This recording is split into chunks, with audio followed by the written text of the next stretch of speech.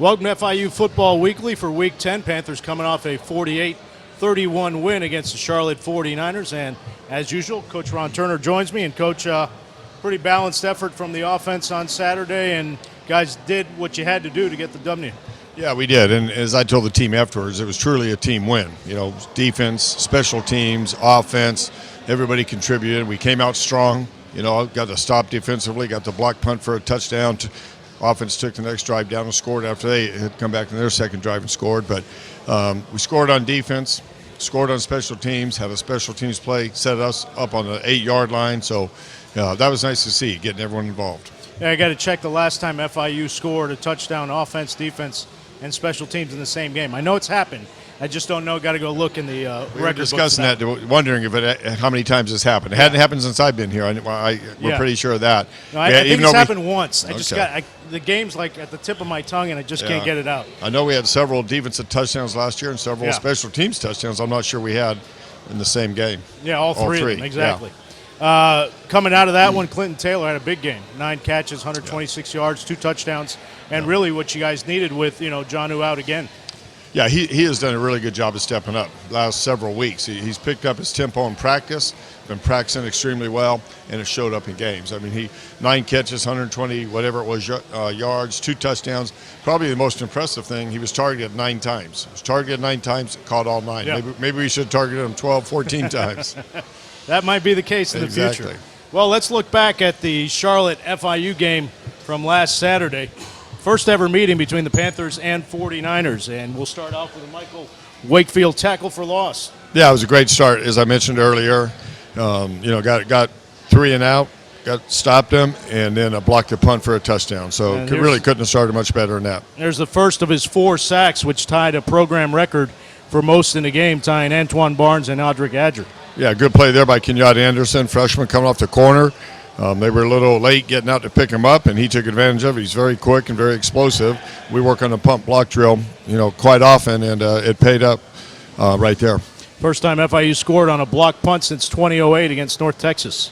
Charlotte answers with 7 to tie it, but right back comes FIU. Yeah, we had a couple busts there in the secondary and let him get outside and get contained on us, and we came back with a nice play there to Clinton. And then you have A1 with a run. And then Magoo will get on a roll in this drive with completions to Julian Williams and T.O. Yeah, I thought our offensive line did a good job both pass blocking and run blocking. And we tried to mix up, the pocket with short throws, move the pocket a little bit, screens, and try to keep off balance a little bit. And the guys did a nice job of executing it. Alex, pretty good day, 264 yards passing. And go ahead, Coach. Oh, I'm sorry. Yeah, he had a good game, and he was making good decisions all game, threw the ball with really good accuracy. That was the thing I liked. He put a good touch on the ball, gave our guys an opportunity to make plays. Looked like he changed the play there, and he tucks it and runs. Yeah, he did a nice job getting us out of some situations where we didn't like the look, and he audibled to some runs and audibled to some passes and did a nice job, just really nice job of handling the offense the whole day. There's the first of Clinton Taylor's 2 touchdowns on the game. Yeah, good. Quick screen off of play action, and the guys executed extremely well. Extra point is good, and FIU leads 14-7 early on. And here comes Michael Wakefield again. Yeah, a huge day for him. Like you said, 4 sacks. He also had 6 quarterback hits, several hurries, and also a pass deflection, and he also did a nice job in the run game. I mean, he just had a dominant game. I don't remember a defensive end having that dominant of a game in the Conference USA. Yeah, and the team had 7 total sacks, which was 1 short of the single-game program record. Yeah, it was a big day, and we knew they wanted to come in and run the ball. We did a good job stopping the run. They had to go to the pass, and our guys did a nice job, penetrating and getting in the backfield and getting the sacks, putting pressure on them. Gardner's touchdown there makes it 21-7 after the extra point. And Charlotte, again, will try to get something going, but no cigar there. Yeah, that was a tip ball by 55. Wakefield again tipped that coming off, and it was almost went to 31. Tyree for a pick. Panthers will get moving, and they'll move downfield, as you'll see Magoo find. Yeah, that last run was a run audible, and then we came back with a quick pass, and a lot of different receivers stepped up and made some plays. Got Juwan Caesar involved, Sean Abrams, and a lot of other people besides T.O. and Clinton. And the tight ends. And here's the guy that everybody asks for every week, Anthony Jones. There you go, handoff. Yeah, it was nice to get him back. He missed the last game with the hamstring. I don't think he was quite 100% in this game, but we're going to continue to use him. He's a good player, and anxious to get him back 100% healthy. Coote with a tackle for loss as the defense continues their dominant performance, and then Richard Leonard with a tackle for loss. Yeah, our guys are playing very aggressive. Out of the secondary, coming up to stop the run in those short passes. Guys are very aggressive. A great play by Sam Medlock there on the punt. He's done a great job of that all year, snapping the ball and then covering. He's got excellent speed to get down and cover. Yeah, he's always usually the first one down there on punts to make the tackle. Yeah, he loves to play. He keeps bugging me. He hasn't been done much lately, but he's bugged me all the time, wanting to play safety. And I said, just snap the ball and go cover. He may play good at safety. You never know. Yeah, you don't know. He loves to play the game. I know that much. 20 yards to Akil Danfodio, first down there on the throw from Magoo. And then here we're going to see back-to-back pass interference penalties against Thomas Owens. Yeah, and they were both good calls. Alex did a nice job laying the ball out, giving him a chance to make the play. The only way they could stop it was to interfere. And we knew they were going to play man coverage. We felt we could go after him. We took some shots down the field, and fortunately it paid off. Taylor's second touchdown makes it 27-7 as the extra point's no good. That was a great throw by Alex, throwing the ball away from the defender, and Clinton made a very nice over-the-shoulder catch. Now, you had a good look at this play here. Did they just forget to pick up the kickoff on the I think, squib? it was a little bit windy, and I think the ball went up, and it kind of – I thought he thought it was going to go a little farther than it did, and all of a sudden it dropped and hit the ground and took a good bounce for us. So it gave us the ball on the 8-yard line, and we scored in one play. And Gardner, brings it in on the next play, 34-7.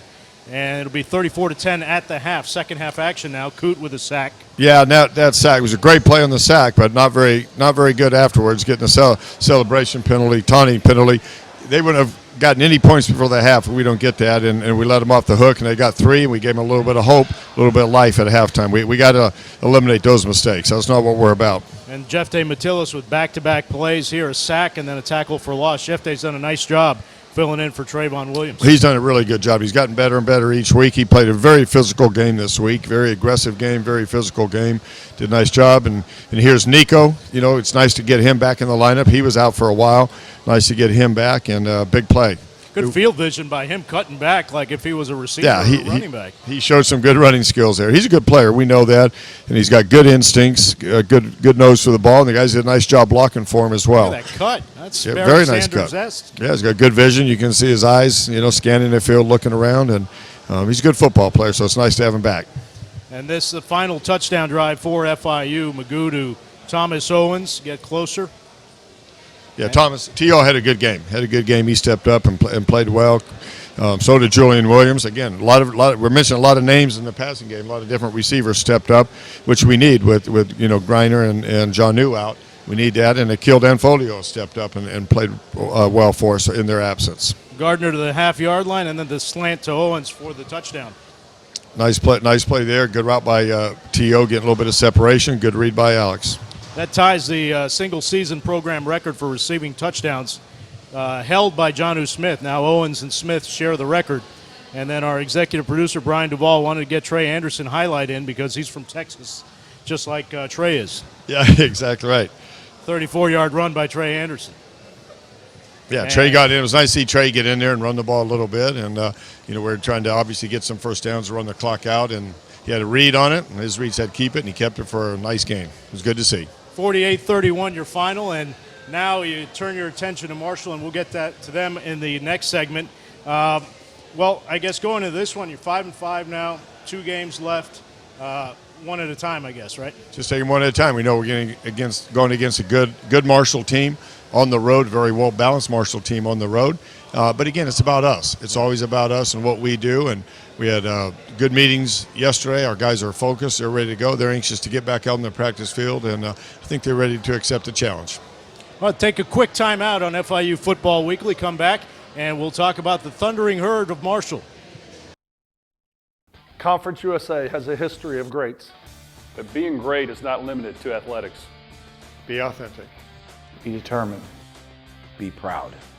Be dynamic. Be diverse. Be kind. Be a good sport. Be thankful. Be happy. Be reliable. Be genuine. Be the next great in Conference USA history. Be the next.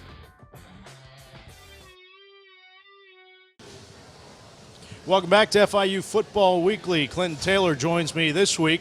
Clinton coming off a career game of 9 catches, 126 yards, and 2 touchdowns against Charlotte last week. And Clinton, welcome to FIU Football Weekly. Congratulations on your game. Talk a little bit about that Charlotte win and how it got you guys now to 5-5. It just was a great game. Have a great experience win and get to 5-5. Now we focused on our next game, but it was a great team win. What was it about that game that helped you have the game that you had of 9 catches, 126 yards? Just stay on pace and stay focused on track, and hopefully everything works out for the best. And I know that earlier in the year you've kind of been a mentor to a lot of the receivers, being the older guy, and even the quarterback Alex Magoo. I guess that's all coming to fruition now and paying off for you. Yeah, I just show guys where they got to be at certain times because I got the experience, so I just help them out when they need it. You were part of, you played in the previous 3 times that that FIU played Marshall. What can you tell your teammates about Marshall? I know that you guys haven't seen the film yet, but I'm sure you will later today. Oh, they're a great team. We just got to come out and compete hard and practice how we play how we practice. What is it about? I mean, it's pretty much a balanced offense, right? I mean, they got a good running game, good passing game, pretty good defense. We just got to go out there and focus on the little things and hopefully come up with the win.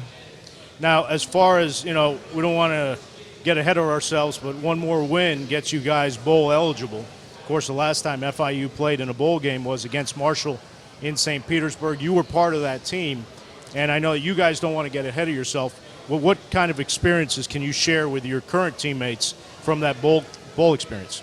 It's a great experience that you'll always remember. It's great to go out there and enjoy yourself, and it's something you'll be able to tell your kids about. How was that week in St. Petersburg? I know that you guys had a lot of fun during the week with the bowl activities that the St. Petersburg Bowl put out. Yeah, it's a lot of activities. It's fun. You get to get out and enjoy your team and hang with your teammates. Okay. Well, Clinton Taylor joins us this week. Thanks, Clinton, for joining us. We'll be back in a moment and look over Marshall with Coach Ron Turner. Hey FIU fans, hope you're enjoying the game. Join Maddie and I each week along with Ron Thulin for the Conference USA Showcase, highlighting all teams in Conference USA as well as your Panthers. That's right, a new show premieres each week, so check your local listings Wednesday through Saturday for all the latest news, highlights, and features surrounding all things Conference USA. And welcome back to FIU Football Weekly. Next up for FIU, the Marshall Thundering Herd. FIU 0-3 in the series against the Herd, but this will be the first trip to Huntington, West Virginia for the Panthers. And, Coach, they're a juggernaut like they usually are every year. They're a pretty good team, all sides of the ball. Yeah, they're a very good team. They're 5-0 in conference. Very good team. Well-balanced team. You look at the stats, conference-wise, they're up near the top in almost every category: offense, defense, special teams. They're number 1 in scoring defense, number 3, I believe, in total defense, number 4 in scoring offense. They're number 1 in a lot of special teams categories. So, and on, they're number 1 in turnovers, number 2 in turnover margin. So, I mean, they're near the top in every category in all phases. So they're a very well-balanced team, very good team. And, it's going to be a challenge for us on the road, but I think our guys are, like I said earlier, really excited about it. Now, there's no more Rakeem Cato, but their freshman quarterback, Chase Litton, has done a pretty good job. He threw for over 300 yards and 3 touchdowns last week against Middle Tennessee. Yeah, and you watch him on tape. He's gotten better and better as the season's gone on. He's playing with a lot of confidence right now. He's a good player. We're very familiar with him.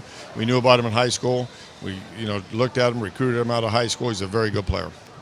Now, their running back, Devin Johnson, may or may not go Saturday. He's been dealing with back issues, but you still got to prepare for that entire offense because they're pretty good. They average 31 points a game. Yeah, they're very good offensively, as they always are. They're very explosive. They can run the ball, whether Johnson plays or not. He's had some injuries this year. He's been up and down, but we know what he did against us last year. I think seems like he had about 500 yards rushing against us last year alone. So we'll prepare for him, but regardless, they're going to run the ball, and they can run the ball, and they're very explosive in the passing game. Going to the other side of the ball, they gave up, Marshall did, 230 yards rushing against Middle Tennessee last week. Maybe a chance for FIU to run the ball here. Their big guy is Gary Thompson, 7 sacks 10.5 tackles for loss. Yeah, they're good, and we're going. They did give up a bunch of yards rushing last week, but I think that was atypical. They're a good team. They can they can stop the run, and they're good in all phases. We know that. So we're going to have to do what we do and have good balance. We can't just rely on totally running the ball or totally throwing the ball. We got to have good balance. Got to mix it, move the pocket, do different things that way, and run the ball, play action. So just play our game basically. A high of 54 is expected for game day. Do you talk to your team much about the weather or not? I'll say something about it tomorrow one time, and I'll say I better not hear anybody talk about the weather. I don't care if it's 20 degrees or 80 degrees. We go out and play. It's not going to be a factor unless you let it be. We're not going to make a big deal out of it. We're going to go play. Well, the Herd and the Panthers will kick it off 3:30 on Saturday from Huntington. We'll step aside for a quick minute, come back with your questions on Twitter for Coach Ron Turner. At Conference USA, Let's be the definition of a good sport. conduct and attitude. Considered as befitting participants in sports. Especially fair play, courtesy, striving, spirit. Conference USA. Has a history of good sportsmanship. Enjoy the game. And be our next good sport. On and off the field.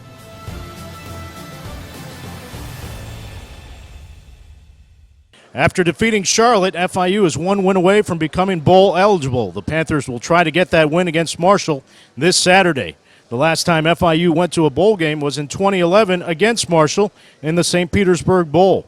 The Panthers and Herd played a tight game until Marshall sealed the 20-10 win with a touchdown pass with 30 seconds left in the game. Although FIU didn't win the bowl game, the Panthers did win a program record 8 games that season. Welcome back to FIU Football Weekly. Now time for your weekly questions on Twitter for Coach Ron Turner. As usual, if you want to get your question on the show, just tweet me at Pete Pelegrin, and we'll get them to Coach. Coach, this week we have Matt, who says with 2 games left and against 2 of the top conference teams, what changes do you think you have to make to get that win and become bowl eligible? Well, I think the biggest thing is we have to focus on ourselves. We have to go out and execute, play our defense, play our offense, play our special teams, and execute. Every game you have game plan things, you have little things you tweak here and there, but I think the biggest thing is you want to win, a big game against a good team, you got to do what you do best. And that's what we're going to do. We're going to, analyze them, obviously, study them, attack what they do, and then, but really go out and try to execute and run our game. Jay asked, with these last 2, final 2 games being very important, getting that 1 win, I guess a similar question. Yeah. Will you be more aggressive in what you do offensively?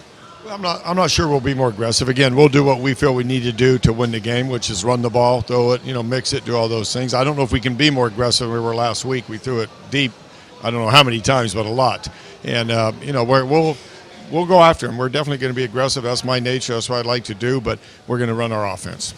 We got a bunch of questions on this subject, and I had to pick one because if not, we'll be here till Tuesday. Yeah. But Alex asked, will FIU appeal the first half suspension of Michael Wakefield coming up against Marshall? And if you do, when do you think you'll find out if he'll be eligible or not? Yeah, Alex, that's a great question. I'm glad you asked it because I did want to talk about it. Yeah, we have appealed it. I was on the phones with the commissioner and the assistant commissioner Saturday night, as late as 10:30 on the phone with them. Sent them copies of that we had a video evidence showing that he did nothing wrong, that it was a legal play, a fair play. And I was on the conference call with them yesterday with the commissioner, the assistant commissioner, the head of the officials, again, showing them the video evidence that it was a clean hit, and it was. Unfortunately, once the ruling is made, there's nothing you can do. There is no appeal process, so he got ejected. There was no instant replay available, or not enough instant replay available at the game to overrule what the official said. So once the call stands, it stands, and hopefully that rule will change in the future. But for now, Mike Wakefield will be out the first half of the Marshall game for a play that was a horrible call and a very clean play on his part. Guy that played a very dominant game and was just hustling to make a play, and it was clean, and it's a shame. I feel bad for him. Plays as hard as he plays and have an official take the first half of the game away from him. So the official in the conference got it wrong. Well, we saw up in the booth, we saw the replay. It really didn't look like that bad of a hit. I mean, no, they said it was helmet to helmet. It was not. His shoulder led right in the chest. The quarterback jumped. As he came down, obviously Wakefield's going up as he hit him in his shoulder into his chest. Their face masks may have just grazed each other like that, but there was no contact, helmet to helmet.